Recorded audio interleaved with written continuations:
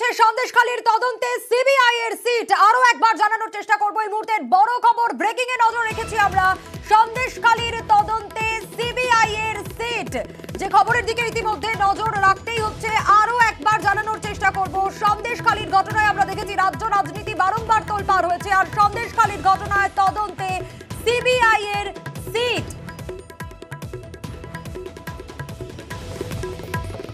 রাজ্যকে সব রকম সহযোগিতার নির্দেশ। ইতিমধ্যে সিবিআই এর সিট, হাইকোর্টের নজরদারিতে সিবিআই এর সিট। নজর রাখার চেষ্টা করেছি আমরা। সন্দেশখালীর তদন্তে সিবিআই এর সিট। অর্ণব আমাদের প্রতিনিধি রয়েছেন আমাদের সঙ্গে, আরো বিস্তারিত জানবো অর্ণবের কাছ থেকেই। অর্ণব, দেখো, এখনো পর্যন্ত সন্দেশখালী কাণ্ডে 5ই জানুয়ারি ইডির অফিসাররা আক্রান্ত হয়েছিলেন, সেই ঘটনা তদন্ত করছিল সিবিআই। এবার আর শুধুমাত্র নেজার থানার ওই কয়েকটা এফআইআর এর উপর সিবিআই আটকে থাকলো না, কলকাতা হাইকোর্ট সন্দেশখালীর ঘটনা জানার পর সংবাদ মাধ্যমে সতর্কনোদিত হয়ে হস্তক্ষেপ করে এবং কলকাতা হাইকোর্ট তারা মামলা করে সতর্কনোদিত। সেই মামলা, তার পাশাপাশি একগুচ্ছ জনস্বার্থ মামলার প্রেক্ষিতে আজ রায়দান করলেন প্রধান বিচারপতি টি.এস. শিবার্থনাথ এবং বিচারপতি হিরণময় ভট্টাচার্য। এই রায়ে বলা হলো, সন্দেশখালী কাণ্ডে ধর্ষণের ঘটনা ঘটেছে, অভিযোগ তাই। সেখানে জমি দখল হয়েছে, সেখানে চাষযোগ্য জমি সেখানে ভেড়িতে রূপান্তরিত করা হয়েছে, সেখানে জোর করে আদিবাসীদের জমি ছিনিয়ে নেওয়া হয়েছে, সেখানে ক্রাইম এগেনস্ট ওমেন অর্থাৎ মহিলাদের সেখানে অত্যাচারের শিকার, লালসার শিকার বানানো হয়েছে। এই যাবতীয় যে অভিযোগ, পাশাপাশি সন্দেশখালীর যে ক্রিমিনালিটি, সেখানকার যে অপরাধ প্রবণতা, একাধিক বিষয় সামনে আসছে। সমস্ত বিষয়গুলোর CBI, central bureau of investigation অর্থাৎ সিবিআই, তাদের সিট গঠন করে তদন্ত হবে এবং এদেরকে হাইকোর্ট সম্পূর্ণ পাওয়ার দিচ্ছে। প্রয়োজন হলে, তদন্তের প্রয়োজন থাকলে সন্দেশখালী কাণ্ডে সেখানকার SP, DM, any police officer, তাদেরকে তারা জিজ্ঞাসাবাদ করতে পারে, ডাকতে পারে। শুধু তাই নয়, রাজ্য সরকারকেও হাইকোর্ট নির্দেশ দিল সব রকমের সহযোগিতা সিবিআইকে করতে হবে এই তদন্ত পরিচালনার প্রশ্নে। পাশাপাশি আগামী 15 দিনের মধ্যে নির্দেশ দিল কলকাতা হাইকোর্ট, সন্দেশখালীর বিভিন্ন গুরুত্বপূর্ণ স্থান, জায়গা যেগুলো সেন্সিটিভ, সেই সমস্ত জায়গার স্ট্রিট লাইট, সেটা এলইডি আলো হতে পারে, পাশাপাশি সেখানে ক্লোজ সার্কিট ক্যামেরা সেখানে ইনস্টল করতে হবে। আর পাশাপাশি কলকাতা হাইকোর্টের নজরদারিতে এই সিবিআই সিটের তদন্তটা চলবে, অর্থাৎ হাইকোর্ট পুরো বিষয়টা নজরদারি করবে সিবিআই কিভাবে তদন্ত করছে না করছে। আর সব থেকে বড় বিষয়, এর আগের দিন শুনানির শেষ দিন দেখা গেছিল যে আইনজীবী প্রিয়াঙ্কা তিওয়াল তার একটা মামলার প্রেক্ষিতে তিনি প্রচুর অভিযোগ করেছিলেন। এমন একটা বিস্ফোরক হলফনামা এসেছিল যেখানে মারাত্মক ধরনের 13 দিন ধরে তাকে ধর্ষণের অভিযোগ করা হয়েছিল, কিন্তু তার পাল্টাটাও সন্দেশখালীকে উত্তেজিত করা, বহিরাগত নিয়ে এসে সেখানে গন্ডগোল পাকানোর, এরকমও কিছু অংশ মানুষের বক্তব্য সেখানে রয়েছে। এই সমস্ত বিষয় মানুষ যাতে নথিভুক্ত করতে পারে, সিবিআই যাতে জানতে পারে, সিবিআই তারা একটা অনলাইন পোর্টাল খুলবে, অথবা সিবিআই কোনো একটা ডেডিকেটেড তাদের ইমেল অ্যাকাউন্ট তারা প্রোভাইড করবে। এই অ্যাকাউন্টগুলোর মাধ্যমে মানুষের কাছ থেকে তারা অভিযোগ নেবে এবং 15 দিনের মধ্যে সিবিআই একটা রিপোর্ট আদালতে পেশ করবে। যেহেতু কলকাতা হাইকোর্টের নজরদারিতে সিবিআই সিটের তদন্ত হবে সন্দেশখালীর পুরো ঘটনার কাণ্ডে, এই 15 দিনের মধ্যে রিপোর্ট সিবিআইকে দিতে হবে এবং কি অভিযোগ আসছে না আসছে সেই রিপোর্ট দেখার পরই 2রা মে আদালত পরবর্তী পদক্ষেপ কথা জানাবে সিবিআইকে, তদন্তের গতিমুখ বা পদ্ধতি বা পরবর্তী সময় কি হতে পারে সেটা জানানো হবে। যদিও মামলায় একাধিক আইনজীবী জনস্বার্থ মামলা জানিয়েছিলেন যে হাইকোর্টের একজন রিটায়ার্ড বিচারপতির নেতৃত্বে একটা সিট গঠন করে তদন্ত হোক, এই প্রস্তাবটা আদালত এক্ষেত্রে গ্রহণ করছে না। কারণ হচ্ছে, যেভাবে একাধিক বিষয়ে ধর্ষণ, ক্রাইম এগেনস্ট ওমেন অর্থাৎ যৌন লালসার শিকার সেখানে নারীদের বানানো হয়েছে, এই ধরনের অভিযোগ আসছে এবং ভেড়ি জমি, চাষযোগ্য জমিকে ভেড়িতে রূপান্তরিত করা এবং জমি আদিবাসীদের জমি দখল করার অভিযোগ আসছে। তাই পুরো বিষয়টার একটা বড় ইনভেস্টিগেশন প্রয়োজন। তাই সিবিআই সিট করে হাইকোর্ট মনিটরিং এ তদন্তের নির্দেশ দিল প্রধান বিচারপতি ডিভিশন বেঞ্চ। সেক্ষেত্রে অর্ণব, আমি আরো একটা বিষয় একটু জানতে চাইবো, যেমনটা তুমি বলছিলে যে হাইকোর্টের নজরদারিতেই সিবিআই তদন্ত করবে, রাজ্যকে সব রকম সহযোগিতার আশ্বাসও দেওয়া হয়েছে। একটু ক্লিয়ার করতে চাইবো আরো একবার যে প্রয়োজনে, যদি প্রয়োজন হয় তাহলে ডিএম, এসপি তাদেরকেও জিজ্ঞাসাবাদ করতে পারবে। দেখো, এই মামলা যখন চলে, এই মামলা কলকাতা হাইকোর্টের সতর্কনীতির মামলার পাশাপাশি একাধিক জনস্বার্থ মামলাকারী মামলা করে। সেই মামলায় অভিযোগ আসে যে সেখানকার পুলিশ অফিসাররাও যুক্ত একাধিক পুলিশ অফিসার এই ধরনের সন্দেশখালী একটা যে ক্রিমিনাল ড্রেনে রূপান্তরিত হয়েছে, এই যে অভিযোগ করা হয়েছিল, একাধিক পুলিশ অফিসার, একাধিক প্রশাসনের আধিকারিক, যেমন বিএলআরওর নেতৃত্বে সেখানকার একাধিক বিএলআরওর নাম উঠে এসছে, এই বিএলআরওদের প্রশ্রয়তে সেখানকার চাষযোগ্য জমি ভেরিতে রূপান্তরিত হয়েছে। এই যে অভিযোগ, অর্থাৎ সরকারি প্রশাসনিক আধিকারিকদের বদান্যতায় সেখানে চাষযোগ্য জমি ভেরিতে রূপান্তরিত হওয়া এবং আদিবাসীদের জমি দখল করা, বিএলআরও পুরো জায়গাটার মিউটেশন বদল করিয়ে দিচ্ছে, অর্থাৎ যার চাষযোগ্য জমি সেটা ভেরিতে রূপান্তরিত হয়ে যাচ্ছে, বিএলআরও অফিস থেকে সেটা মিউটেশন পর্যন্ত হয়ে যাচ্ছে, কিন্তু যার জমি যিনি কলকাতা তার বাড়ি তিনি জানতে পারছেন না। তাই সরকারি প্রশাসনিক আধিকারিক, সরকারি সেক্ষেত্রে পুলিশ আধিকারিক, তাদের বদান্যতা এমনটা হয়েছে বলে অভিযোগ রয়েছে।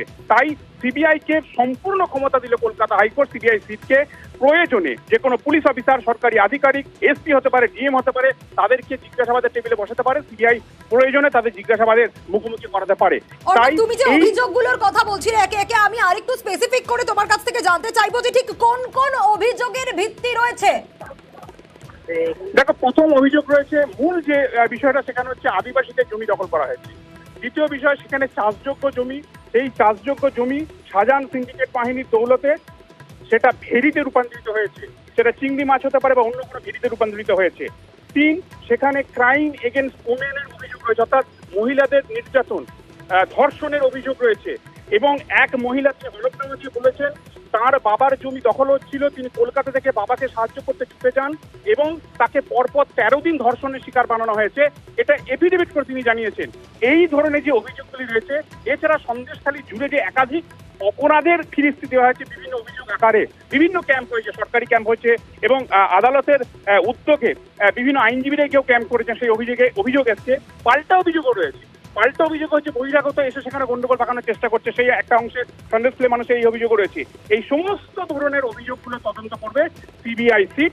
আদালত সম্পূর্ণ ক্ষমতা দিলে তাদেরকে, তাই এই সমস্তগুলো তদন্ত করতে গিয়ে আমি আবারও বলছি, আদিবাসীদের জমি দখল, 2 চাষযোগ্য জমি ভেরিতে রূপান্তরিতকরণের অভিযোগ, 3 ধর্ষণের অভিযোগ, 4 মহিলাদের ওপর নির্যাতনের অভিযোগ, 5 সেখানকার সন্দেশখালী পুরো জায়গা জুড়ে বিভিন্ন ক্রিমিনাল অ্যাক্টিভিটি, এই পুরো বিষয়গুলো তদন্ত করবে সিবিআই সিট এবং 15 দিনের মধ্যে তারা একটা রিপোর্ট দেবে।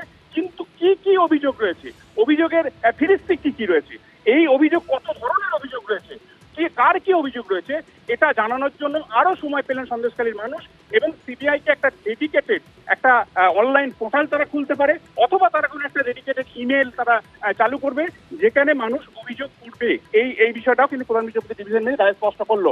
আরো একটা বিষয়, সন্দেশখালীর একাধিক জায়গা রয়েছে যেখানে এই ক্রিমিনাল অ্যাক্টিভিটি গুলো ঘটছে, সেই গুরুত্বপূর্ণ জায়গাগুলোকে চিহ্নিত করে সেখানে এলইডি আলোর ব্যবস্থা করা, পাশাপাশি ক্যামেরা ইনস্টল করার কথা এই রায়ে উল্লেখ করা হলো।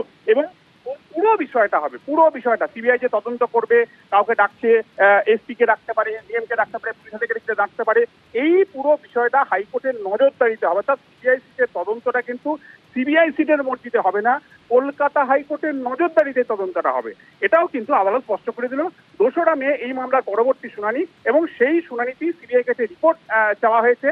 সিবিআই এই পুরো বিষয়টা তদন্ত কিভাবে অগ্রগতি তারা করবে, সিট গঠন এবং কি কি অভিযোগ পাচ্ছে, তারা অনলাইন পোর্টাল চালু করছে কিনা, তারা ডেডিকেটেড ইমেল চালু করছে কিনা, কি ধরনের অভিযোগ পেল, এই পুরো বিষয় নিয়ে সিবিআই একটা রিপোর্ট 2রা মে কলকাতা হাইকোর্ট প্রধান বিচারপতি ডিভিশন বেঞ্চে প্রেস করবে এবং তারপর আদালত আমাদের সঙ্গে থাকো। ইতিমধ্যে আমরা যোগাযোগ করতে পেরেছি, আমাদের সঙ্গে রয়েছেন তৃণমূল নেতা জয়প্রকাশ মজুমদার। জয়প্রকাশ দা, সিবিআই এর সিট গঠনের নির্দেশ ইতিমধ্যে সন্দেশখালীর তদন্তে, গোটা বিষয়টা কিভাবে দেখছেন? গোটা বিষয়টা তার মানে 7 হাত জলের তলায় চলে গেল, মানুষ বিচার পাবে না। যেটা রাজ্য সরকার বিচারের ব্যবস্থা করেছিল, যদি জমি দখল হয় গরিব মানুষ তারা জমি ফেরত পাবে, যদি কারুর ওপর লাঞ্ছনা হয়ে থাকে তাদের উপযুক্ত ব্যবস্থা না, এখন করে দিল হাইকোর্ট। পলিটিক্যাল ন্যারেটিভ তৈরি করার জন্য সিবিআই কে বলল, তারপর এখন সিট তৈরি হলো। এবার সেই সিট তৈরি হয়ে সিবিআই এর যা ধরন এটা করতে করতে হয়তো 2 বছর পরে একটা চার্জশিট দেবে, রিপোর্ট দেবে লোকজনদের দিয়ে, তারপর তারা জমি কবে ফেরত পাবে, কবে তারা প্রতিকার পাবে। তাহলে 7 হাত জলের তলায় 10 বছর পরে আপনারা আবার বলবেন সেই সন্দেশখালীর ঘটনা মনে করে আপনাদের এইসব ফুটেজও রেখে দিতে হবে 10 বছর ধরে। কারণ সিবিআই এর যা কার্যক্রম তারা এখন ইলেকশন চলছে, এখন রাজনৈতিক অনেক বয়ান তৈরি করাবে, কিন্তু তারপরেতেই সব ঠান্ডা হয়ে যাবে, সিবিআই কাজের কাজ করবে না কিছু। কারণ আমরা সারদা নারদাতেই তাই দেখেছি, সিবিআই এর মতন অপদার্থ একটা সংস্থা কোনো কেস শেষ করতে পারে না। তাদের হাতে যখন দিয়েছে অনেক আশা করে হাইকোর্ট, সুতরাং মানুষের কোনো সুবিধা হবে না, মানুষ বিচার পাবে না, এইটুকুনি জানা যাচ্ছে, বোঝা যাচ্ছে। জয়প্রকাশ দা, রাজ্যকেও সব রকম সহযোগিতার নির্দেশ যেরকম দেওয়া হয়েছে সেরকম প্রয়োজনে ডিএম এসপি দেরকেও জিজ্ঞাসাবাদ করতে পারবে সিবিআই এর সিট। সবই তো হলো, কোথায় সিবিআই কে তো আটকানো হয় না। সারদা বলুন, নারদা বলুন, স্কুল টিচারদের অ্যাপয়েন্টমেন্ট বলুন, সবকিছুতে তো সিবিআই সিবিআই সিবিআই। এখন সিবিআই কোন কেসটার ফয়সালা করেছে আপনারা একটু যদি বলেন তাহলেও তো মানুষ বুঝতে পারে। আপনারাও বলতে পারছেন না যে অমুক কেসটার ফয়সালা করতে পারলো সিবিআই। এ পর্যন্ত ভারতবর্ষে সিবিআই এর কেস তদন্ত করে ফয়সালা করে শাস্তি বিধানের যে পরিক্রমা, সেটাতে দেখা যাচ্ছে 0.1%। এত অপদার্থ, কিন্তু তাদের উপরেই এরা ভরসা করছে, কারণ তারা কেন্দ্রীয় সরকারের অনুগত এবং রাজনৈতিক ন্যারেটিভ সেইটা ভালো তৈরি করতে পারে, আর কিছু কাজের কাজ কিছু লাগে না। বেশ, জয়প্রকাশ দা, তৃণমূল নেতা জয়প্রকাশ মজুমদার ছিলেন আমাদের সঙ্গে। আমি আবারও ফেরার চেষ্টা করব অর্ণবের কাছে, আমাদের প্রতিনিধি রয়েছেন আমাদের সঙ্গে। অর্ণব, যে বিষয়টা তুমি বলছিলে এবং যেখানে শেষ করেছিলে যে 2রা মে, অর্থাৎ 2রা মে পর্যন্ত একটা সময় পাওয়া গেল।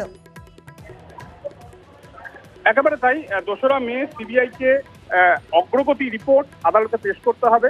আমি আবারও বলছি, সন্দেশখালীর পুরো ঘটনায় এতদিন সিবিআই তদন্ত করছিল কলকাতা হাইকোর্টের নির্দেশে।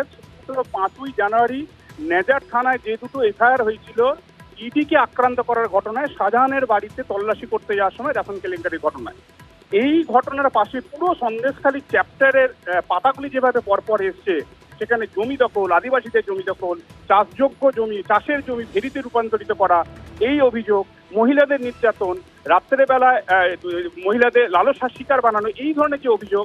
এবং শেষ দিন, শুনানির শেষ দিন যেদিন সিআইডি হয় এই মামলা, সেদিন এক মহিলা তিনি হলফনামা দিয়ে যে অভিযোগ করেন তাতে কার্যত কলকাতা হাইকোর্টের চক্ষু চড়ক কাজ হয়ে যায়।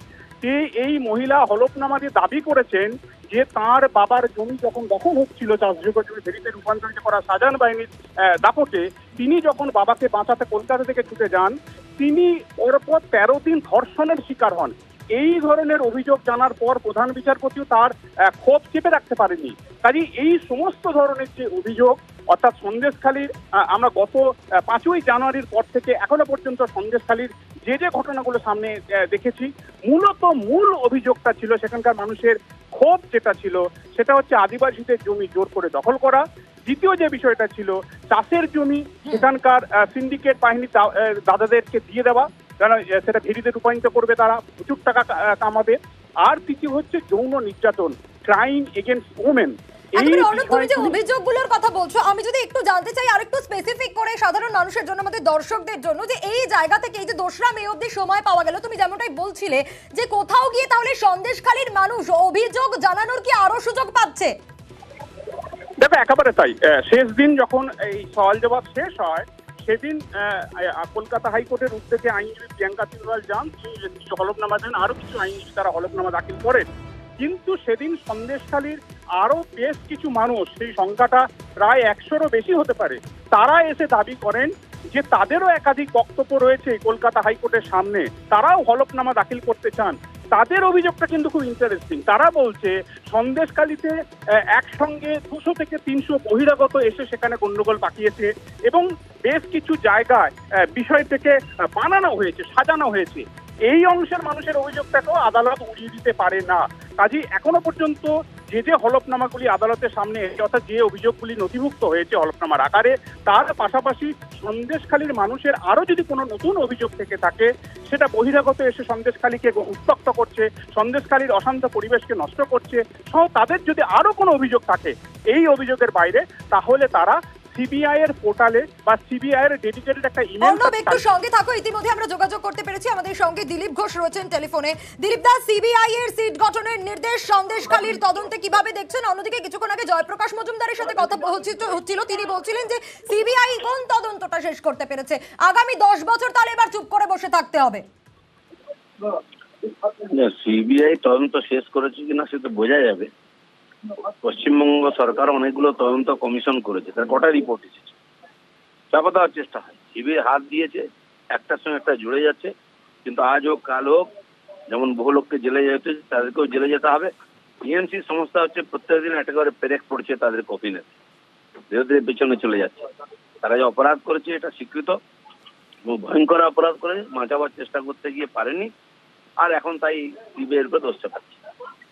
দিলীপ দা, আরো একটা বিষয় একটু জানতে চাইবো, এই যে নির্দেশ এলো, এই নির্দেশের ফলে ভোটে সামনেই লোকসভা নির্বাচন কতটা মাইলেজ পাবেন আপনারা মনে হচ্ছে?